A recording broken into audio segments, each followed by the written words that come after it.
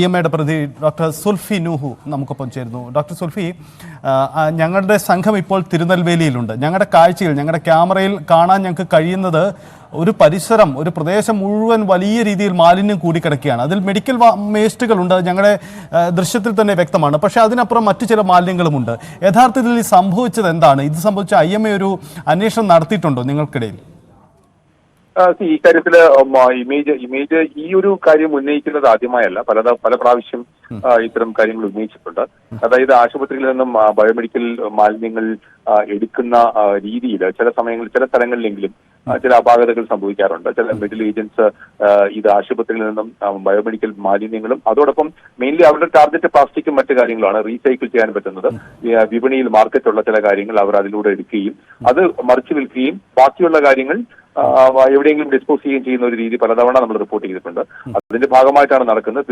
തീർത്തും അപകടകരമായ ഒരു കാര്യമാണ്. ഇതിന് കാരണം നാം മനസ്സിലാക്കേണ്ട ഒരു കാര്യം എന്ന് വെച്ച് കഴിഞ്ഞാൽ, ഒരു ബയോമെഡിക്കൽ വേസ്റ്റ് അതെന്തും ആയിക്കോട്ടെ, ബയോമെഡിക്കൽ വേസ്റ്റുമായിട്ട് സമ്പർക്കത്തിൽ വരുന്ന എല്ലാ കാര്യങ്ങളും ബയോമെഡിക്കൽ വേസ്റ്റ് ആയി മാറും. ഫോർ എക്സാമ്പിൾ, ഇപ്പോൾ ഒരു പ്ലാസ്റ്റിക് പാത്രം അല്ലെങ്കിൽ ഒരു മരുന്നിൽ വെക്കുന്ന ഒരു പ്ലാസ്റ്റിക് കുപ്പിയാണെങ്കിൽ, ആ പാത്രമാണെങ്കിൽ അത് ബയോമെഡിക്കൽ വേസ്റ്റുമായി, അതായത് ഒരു സിറിഞ്ചുമായിട്ടോ നീഡിലുമായിട്ടോ കോൺടാക്റ്റിലാണെങ്കിൽ ആ പ്ലാസ്റ്റിക് പാത്രവും ബയോമെഡിക്കൽ വേസ്റ്റ് ആണ്. കാരണം അതിൽ നിന്ന് HIV മുതൽ ഹെപ്പറ്റൈറ്റിസ് മുതൽ പല രോഗങ്ങളും വരാനുള്ള സാധ്യതയുണ്ട്. ഈ അപകടം അറിയാതെയാണ് ഈ ഇടനിലക്കാർ പോലും അല്ലെങ്കിൽ ഇത്തരം കാര്യങ്ങളിലെ കച്ചവട താല്പര്യമുള്ള ആൾക്കാർ പോലും ഇത് എടുത്തുകൊണ്ട് പോകുന്നത്. അത് അവരുടെ ജീവന് തന്നെ അപകടകരമാണ്. അതോടൊപ്പം തന്നെ ഇത് പല ആൾക്കാരിലും, ശരിക്കും പറഞ്ഞാൽ ഈ ബയോമെഡിക്കൽ വേസ്റ്റ് ഒരു അണുബോംബ് പോലെയാണ്. വളരെ കൃത്യതയോടുകൂടി കൈകാര്യം ചെയ്യേണ്ട ഒരു കാര്യമാണ്. അതിനകത്തൊരു അപാകത വന്നിരിക്കുന്നതിൽ കർശനമായ നടപടികൾ സ്വീകരിക്കണമെന്നുള്ളതാണ് ഇന്ത്യൻ മെഡിക്കൽ അസോസിയേഷന്റെ നിലപാട്. ഓക്കെ, ഇതിപ്പം IMAയ്ക്ക് സ്വന്തമായ ഈ വേസ്റ്റ് നിർമ്മാർജ്ജന സംവിധാനമുണ്ടല്ലോ, പ്ലാന്റുകളുണ്ടല്ലോ.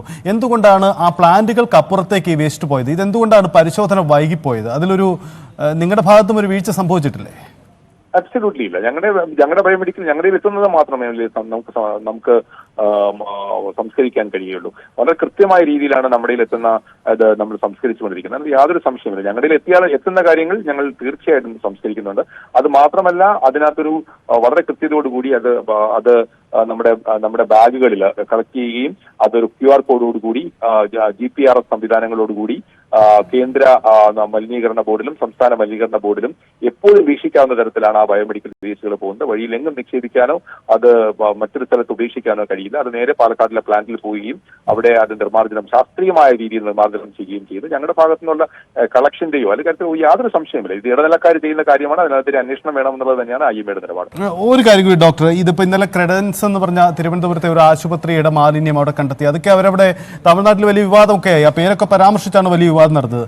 അപ്പോൾ അതെങ്ങനെ സംഭവിക്കുന്നു എന്ന ചോദ്യമാണ്. ഇതൊരു ഇടനിലക്കാരൻ വഴിയാണല്ലോ ഈ മാലിന്യം കൈമാറ്റം ചെയ്യപ്പെടുന്നത്. അങ്ങനെയെങ്കിൽ IMAയുമായുള്ള ധാരണയ്ക്കും അപ്പുറം ഈ ഏജൻസി ഇതിന്റെ അകത്ത് മറ്റു ചില നീക്കങ്ങൾ നടത്തി, അങ്ങനെ നിങ്ങൾ സംശയിക്കുന്നുണ്ടോ? അങ്ങനെയുള്ള കാര്യങ്ങളെ കുറിച്ചൊക്കെ തന്നെ കൃത്യമായ കൂടുതൽ വിവരങ്ങൾ വരേണ്ടതായിട്ടുണ്ട്. ഇത് നമ്മൾ പലപ്പോഴും, ഞാൻ പറഞ്ഞല്ലോ, പലപ്പോഴും ചൂണ്ടിക്കാണിക്കപ്പെട്ടിട്ടുള്ള ഒരു വസ്തുതയാണ്. ഈ കാര്യത്തിൽ കൃത്യതയോടുകൂടിയുള്ള ഒരു പരിശോധന നടത്തുകയും ആ കാര്യത്തിൽ കർശനമായ നടപടികൾ ഉണ്ടാവുകയും വേണം.